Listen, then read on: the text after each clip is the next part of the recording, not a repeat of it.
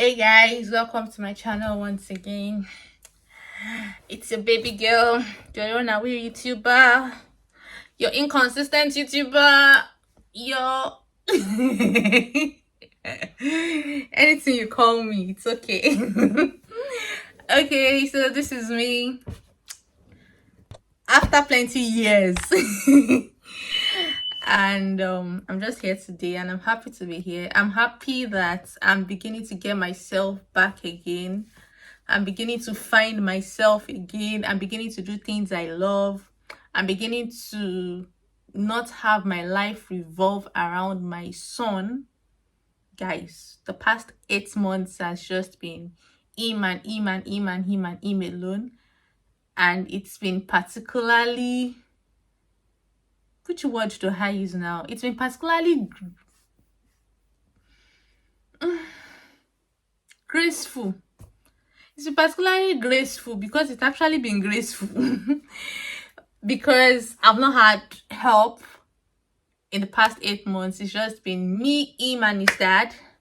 And I think that's the crux of this video today. What is it like being without help as a first-time mom in the abroad? What is it like? How did we manage as first-time parents living in abroad? Like, guys, good afternoon, good morning, good evening, good day, anywhere you are. Hello, hi, it's me, Omobalaji Ezekiel, BJ Vlogs, and I am so happy to be shooting this vlog. Like, in short, you would have seen from the beginning said I not even introduce myself. Like, I was just so glad to jump straight into it, like right into it. Like, I have missed doing this. I have missed playing dress up just to come on here and gist and share my thoughts with you guys and just be me. So yeah, if you're new to the channel, thank you so much for coming and clicking on this video.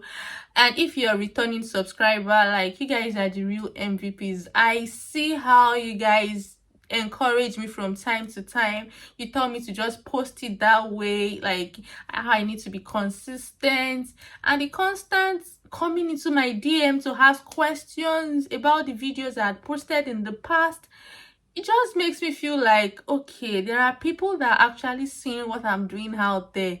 Even if I wanted to give it all up, having you guys constantly in my corner, like, just knowing that there are some people that me coming out here would benefit, just that thought is just enough. It was more than enough for me to, like, keep wanting to come out here.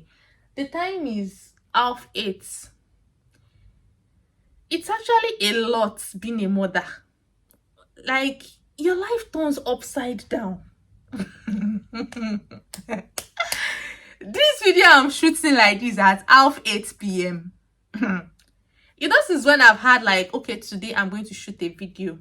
My husband went to work, so just my baby and I at home today. And I was like, okay, I'd like to shoot video. Like, I've had lots of inspirations of things to shoot, but every single time I'm like, okay, I want to shoot a video. Like, the perfect time just never comes.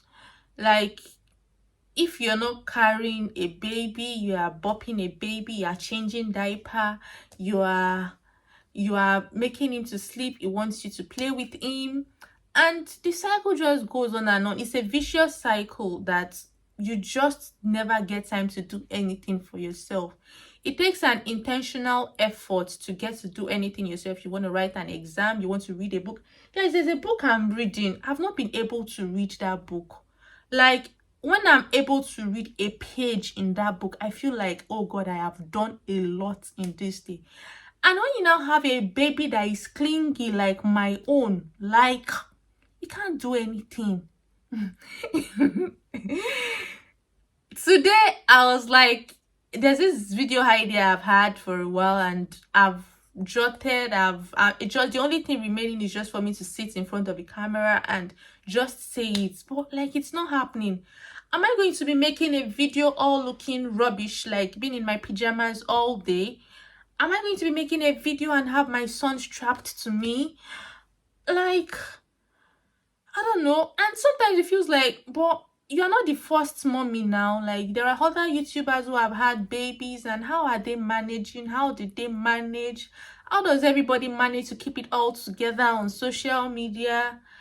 Like, there's that pressure, but even though there's that pressure, I do not let myself to be pressured. But in as much as you don't want yourself to be pressured, it's still not enough reason to be complacent and not wanting to push yourself. It's very, very easy as a mom to just become a mom and nothing more.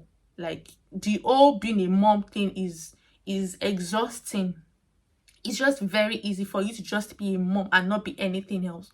Like, people that choose not to have children so they can focus on their career, I mean, they have a reason to, like, thumbs up. It's any decision they make, it's something they've thought of.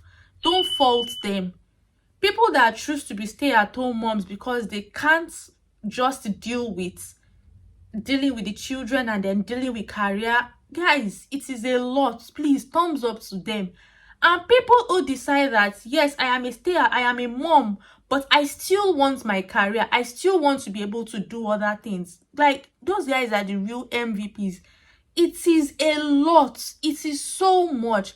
And interestingly, it's usually not talked about enough. Like, oh, you just come on social media, you see all these glamours, and you just wonder, how do these people do it? People, like, I was talking to a friend. She has a 1-year-old, a 15-month-old, and that was on Sunday. She was telling me how probably she thought that once the baby clocks 1, that maybe there will be some relief and you'll be able to see yourself and be able to do stuff. But guys, it's not true. She was telling me how despite that she was like having a 15-month-old, she needed to fold laundry, and the only way she could get to do it was just to strap the baby on her back. And guys, from my 8 months of being a mom, for you to get anything done, you have to just keep the baby on you, wear the baby wearing, use a carrier, use your wrapper, just keep the baby on you. Without doing that, you can't do anything. You won't be able to get anything done. And then it's even more difficult when you want to do things like shoot a video that you don't want baby showing. You just want to be you don't want babies interfering. Like, how do you get to do it? At the moment, I'm shooting this video because my husband went to work, and all day I was hoping I should be able to work something out. I should be able to do something. So I managed to have my bath. I managed to squeeze in getting my makeup on. I managed to, like, okay, now let me begin to shoot the video. The TV I was distracting him with was playing in the background. I'm like, this is not gonna work. I tried to lower the TV, and then the next thing I started hearing was I'm like, okay, no, this is not gonna work. I just had to stop it altogether. My husband came back. I had to prepare something, and then we had to eat. And he also had an engagement. It was looking like, okay, he had his engagement to do, then it means my shooting video is out of it. But he just thought about the fact that I'm all dressed up. I've put in so much into doing this today, and it's not just gonna be fair if I don't eventually do it. So he agreed to wear the baby, to do whatever it is that I needed to do, so I can have this time to shoot this video. And this is 8:30 p.m. I woke up since what time today? The only thing I want to do today is to shoot video, and this is me doing it at 8:30 with all those I used to tell myself that days when I just wake up, I'm like, I just want to freestyle on this day. I'm not stressing myself on anything that comes. I'll just go with the flow. They're the easiest days. But days when I choose to be intentional about myself and do something for me, there's just this chaos. It's just like, okay, that's the day you would think that, okay, when baby sleeps at so time, and then I have that 30-45 minutes window, I'll do so thing. That's the day baby will decide to sleep 15 or 20 minutes and, like, is awake. Or that's the day you decide to have an explosion. Or that's the day you decide to mess everything up, and you just have to clean everywhere. And before you know it, these things take time. These things take time. If mothers have 1 million Mother's Day in a year, please, they deserve it. But yeah, that is just me ranting about what it's just been like. And it's been particularly peculiar or different, because number one, I'm in the abroad, and then number two, I've got no help. And then I also have a clingy baby. Some babies are way easier. You could just put them down and they're fine. But in my case, my baby is not that easy. He's a mommy's boy. She just wants to be with mommy all the time. And it's even like not funny because it clocked 8 months today. And in the past few days up until now, it's just been particularly clingy to me. I think it's the separation anxiety that they say comes around this stage. But like, I'll survive it. I'll survive it. So yes, I've ranted enough. Oh, there are 11 minutes. Okay, so yeah, what was it like, or what has it been like in the abroad coping without help? I know a lot of people are usually, there's this notion of, for new moms, have your mom or mother-in-law come do omugo, and then they'll assist with baby, bathing baby while you recuperate, and all of that. Yeah, while that is good, sure, that's what I've always known back home. I know when my aunts had their babies, and I know friends that have their babies, there's always this epitome of one mom coming over, even if it's just for the first 2, 3, 4 months, and then they also leave. But in our own case, we didn't have that luxury. And I'm sure I mentioned it in one of my pregnancy diaries, one of my pregnancy videos. My mom or my husband's mom, either of them couldn't come over, because at the time when baby was due was when we had to renew our visa, and we just didn't want to have so many things ongoing at the same time. We wanted to just focus on, let's renew the visa first, and then the parents comes after. That is even the first part. And the truth is, even when they come, they can't spend more than 6 months, and then they'll go back home, and what happens is still you in the end. And then there's also the part of me going back to work. So we weighed a lot of things together, and some people advise that it's actually better if we can reserve their coming towards when I have to go back to work. That's also another difficult part of not having help around and living abroad. So since the first part couldn't work, the other part we wanted her to come was going to be when I'll be returning to work. Like, it's a different ball game entirely when you live in the abroad, where you don't have help, you don't have family, you don't have support, and then you've got kids. And not to even talk about what childcare is like in this country. I mean, it's very easy for you to take your child to crèche back home in Nigeria. Like, how much does it cost? But here, it's literally like you are working to go and pay the nursery. That one is even a story for another day, because you don't want to know what the situation, what our reality is right now, because I have to return back to work and baby has to stay somewhere. But that is story for another day. But like, so what has it been like for us managing as new parents without help? I would be lying to you if I tell you that it was easy. No, it wasn't. But it is doable. It is not impossible. It is doable. But in our own case, of course, it was towards my late third trimester, that I got to know the parents will be coming. So it did take me a while before I came to terms with it, that okay, this is what is going to happen, how are we going to manage and all. But I had my baby via cesarean section, and I had a couple of my aunts come over, so at least they managed with bathing the baby the first few baths. My aunt was around for just a week. She left on the naming ceremony, and so let's say right from the naming ceremony we've been by ourselves. And of course, we know what the UK is like, we know what Western countries are like. Nobody really has that holiday to go and spend months in somebody else's house for God. Bills have to be paid. So just the bit of the holiday she had left, she had to come spend with us, and thank God for them coming around at that time. So I had my baby via cesarean section, and nothing prepares you for the pain that comes with cesarean section. Guys, hey, I've never been in pain like that in my life. Kudos to all moms out there who they had their babies via cesarean section, and they have to be there for the baby, and then you also have to be there for yourself. You just had a surgery where 9 layers were cut, and then you are still healing, and then you have a baby. They usually say that For if it's an elective section, you're probably a bit prepared. Maybe not prepared, but you are psychologically ready. This is what you're going in for. But in my own case, I'm not sure I've released my labor vlog yet, but it's all detailed in there. You see it. In my own case, I contracted for days. It should not be days, weeks. I started contracting to like 38 weeks, and baby didn't come until 40 plus 3. So like I had contracted steadily.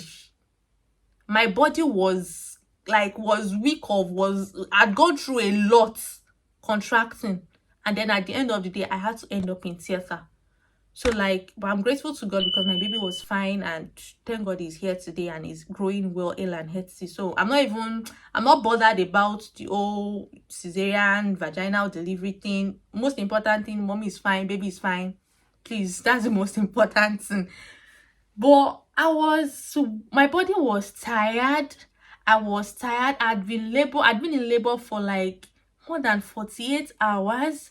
And then I ended in theater, and then this baby is out. I needed to be there for the baby. It was a lot to take in.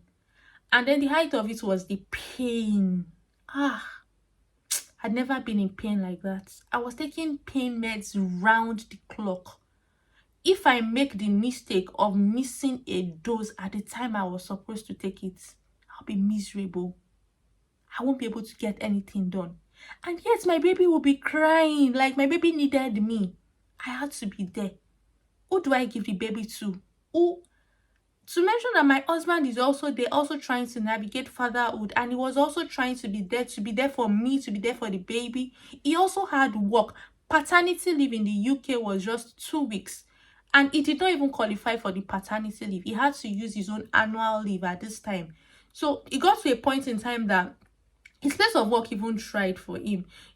Instead of him having to go to work, they made him work from home so that at least he can be there for us for, I think, up until 1 month or thereabouts, when he had to now start going back to work. But imagine if they didn't do that, then it's going to mean he goes to work like since after 2 weeks. I am still in pain following cesarean section, and then I have a baby that I don't even know what to do to. But it's like we managed all that pain serene, all those tying belly and all of that. Of course, I had a cesarean section. We couldn't get to do all of that. I tried to do what I could do, and I left what I could do. I couldn't even wear my stockings myself. I had to give myself injection, anticoagulants. That was another stage for the first 10 days or up to 2 weeks. That was another stage. Then eating, the pain, I think the major thing in those first months or 2 was the pain, though it reduced over time. I got to a point in time that I didn't have to take painkillers anymore, but those early days it was painkillers round the clock.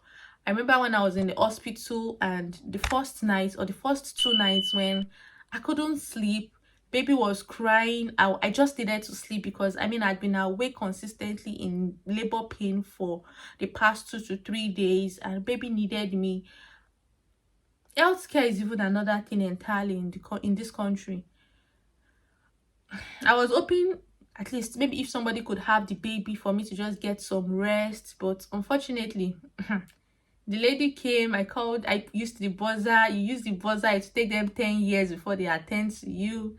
And when they eventually come, I spoke to the lady that I'm really desperate for a sleep, and this baby is not settling. She just told me that he wants his mom, he wants a cuddle, and there's nothing she can do. And I'm like, okay.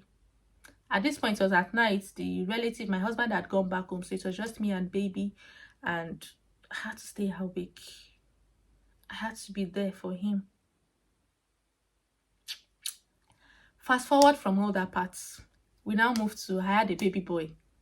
We had to do circumcision. He had the circumcision on the week of his naming, so it was approaching 2 weeks when he had the circumcision. Nobody prepares you for circumcision, guys. So after the whole circumcision thing, if it was back home, I'm sure it was my mom, or if my mom was around, I'm sure she would have been the one doing all those things. I know of people that they have their moms around or have moms-in-law around. It's always a thing of It's only when you need to feed the baby, they'll bring the baby to you. But here was I, the baby was with me 247. I had to change diaper around the clock. I had to feed him. And if you know what those early stage, the 4th trimester is usually like, it's a routine. You're feeding, you're burping, the baby sleeps and then wakes up, you change diaper, and then you repeat the cycle all over again, rinse and repeat. And then if you even have to now pump in between again, before you finish pumping, okay, let's say the baby slept and then you quickly pump again, and then after pumping, before you put everything away, before you wash everything, and then before you sterilize everything, if you need to sterilize it, before you do all those things finish, baby has woken up again, and then you feed again, you burp, you rock, you sleep, you change diaper, rinse and repeat. If you don't create time for yourself, there will obviously be no time. So cooking in those early stages was like me cook ojo. So it was my husband that was cooking most of the time. So like we had to make it work. He had to pick roles in the house. He had to do house chores. He had to cook for us to eat till I was able to get myself back into picking all those other things in addition to looking after a newborn. And I'm very grateful for my husband because he didn't put any pressure on me at all. Like, I went at my pace till I was comfortable in doing those things again. So like, we had to deal with the circumcision stage. When it was very sore, having the boy pee was like, God. I remember the very next day after, one of the care they gave us after the circumcision was we should put him in warm salt water, and then so just to prevent infection and keep the area clean till the cap falls off. And I remember doing that for my baby that Sunday morning. I was alone by myself. Except for 5 minutes or 10 minutes. Guys, I'm not sure, but I think for 10 minutes. If I said at 5 minutes, I stop. I'm like, I can't stand this boy crying all this cry. He would want to pee. He would cry. It is a lot for a mom to take in at that time. But if I don't do it, who will? Who will? Another thing was bathing the baby. After my aunts went back, we're left with just my husband and I. We had to bath him. Of course, you don't have to bath baby every day, and you can just clean him on some days. But even cleaning him, my baby was a baby that he did not like being undressed. So now imagine the torture it puts me through when I have to undress him to change his diaper, not to talk of to bath him. I had to bath him. I did not know how to handle a newborn. Some people don't know how to bath newborn. A relative came around recently and she has 2 kids. And then she was telling me, that to be honest, she has not had any reason to bath their babies when they are still this little. That usually it's when they grow older, about 8, 7 months, 6 months. That's when she begins to bath them, when they are way bigger. But in our own case, we're saddled with the responsibility of bathing this boy from 1 week old. None of us, either of us, husband and I, we did not have that experience. It was only the few times my aunt was bathing him when they were around. We had to see what it is like and see if it's something we can do and just have an idea and just know what to do. It was so fragile.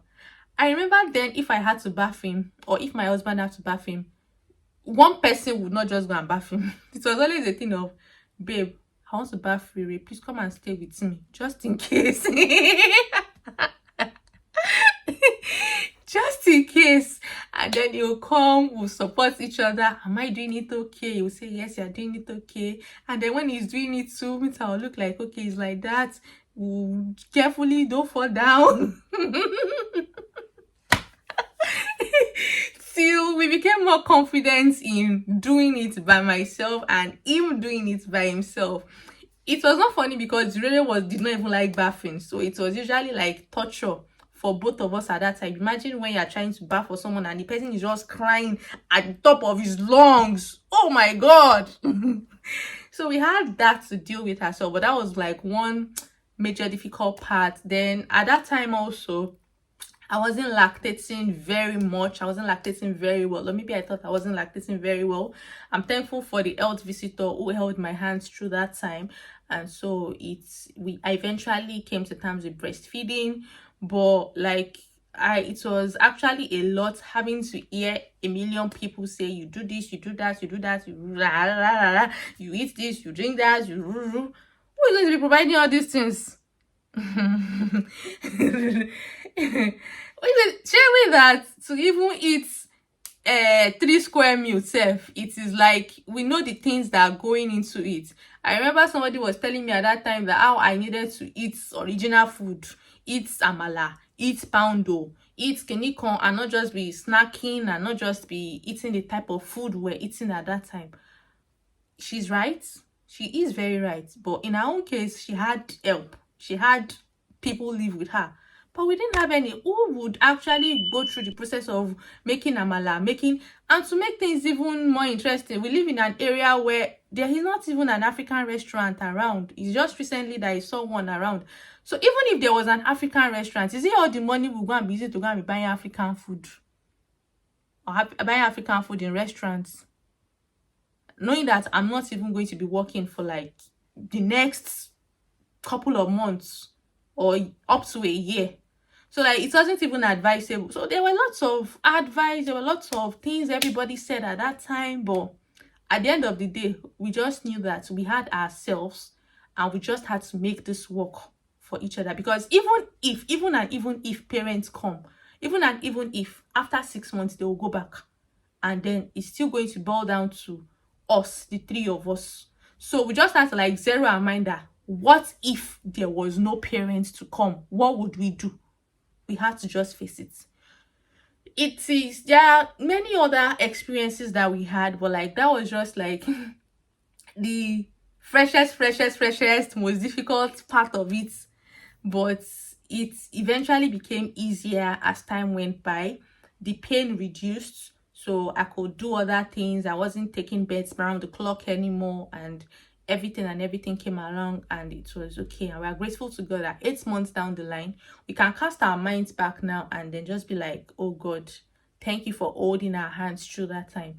So yes, I'm just making this video because I know that there are a lot of people that they probably do not think that it is possible for you to actually be with a newborn, raise a newborn by yourself without help. Like you think it's an impossible thing, you think it's something that is not doable. It is difficult, it is challenging, but it is doable. And for it to work, father and mother have to be on the same page, or else could it work. Father and mother have to support each other. They have to see each other as a team and they have to make it work. So while someone is trying to navigate, this is baby, the other person is standing in the gap. It is not a mom that is still trying to navigate baby that will be thinking of, I've not cleaned the house, I've not washed clothes, I've not do that one, I've not do that one. No, will it work? It won't work. So you have to work as a team. While somebody is focusing on the baby, the other person is picking chores up in the house to do. And while the other one is picking chores up, even though fine, one is picking chores up, the other person is focusing on baby, it's still not enough reason for that to be the role. Because if you're a mom, you would understand how exhausting and tasking it is for you to constantly be with a baby. Like your life is revolving around that. You're in a routine and you can't barely get anything done for yourself. Sometimes you want a break, sometimes you want someone else to take the baby while you do something else. So yes, you have to even swap roles. So father has to change diaper, father has to bath baby, father has to feed baby, father has to wear baby, father has to do other things with baby, not just the mother. So like you swap roles, you get to do things together, you get to work as a team and tell yourself that we can make this work. And ultimately, you have to also trust God for strength, trust God for power, trust God for grace to walk the race that he has called you for. This video is long already, and I'm not here to make it even longer, but I am so glad I'm getting to share this today and get to talk about it today. Like, and then I don't even mention the part of your weight gain as a mom, how you want to snap back. It's just a lot. It's a lot. It's a lot. It took me before I could start shooting videos like this. I dealt with my weight, like, is this my new look? Is this what I look like now? For a long time too. And if I even had somebody to give baby to, maybe I would say I want to work out and do exercise and like just be intentional about those things when I began to come around. But I couldn't get to do those things. Like, looking after a baby is exhausting. It is exhausting. You can't think of any other thing. You have to be intentional about other things. Now imagine when you don't have somebody else to hand the baby over to. So, but if you do have help for any reason, like, please accept help. Accept help if anybody offers to help you. But if it happens that you don't have the help, just make do with what you have and don't kill yourself and beat yourself over anything. To all the pregnant women out there seeing this video, just like I usually pray during my pregnancy, I'm praying for you today. This baby you have in your belly, you carry in your hands in the name of Jesus. And by the time you get to see your bundle of joy, you will be full of gratitude. Your heart will be full of gratitude to God in the name of Jesus. And so all moms out there, you are doing absolutely well. Like, you are doing amazing. Don't let anybody tell you otherwise. You are doing a great job. Anybody that says you're not doing, let the person swap roles and see what it is like. It is a lot. It is a lot. It is a whole lot. And I'm sending you e-hugs right now. I'm telling you, well done, thumbs up, keep it up, well done. God is going to continue to strengthen you. God is going to uphold you, and God is going to reward you and grant you fulfillment in what you are doing in Jesus' name. So you see me again in my next video. I remain your darling Omo BJ. Remain in God, and God bless you. Bye.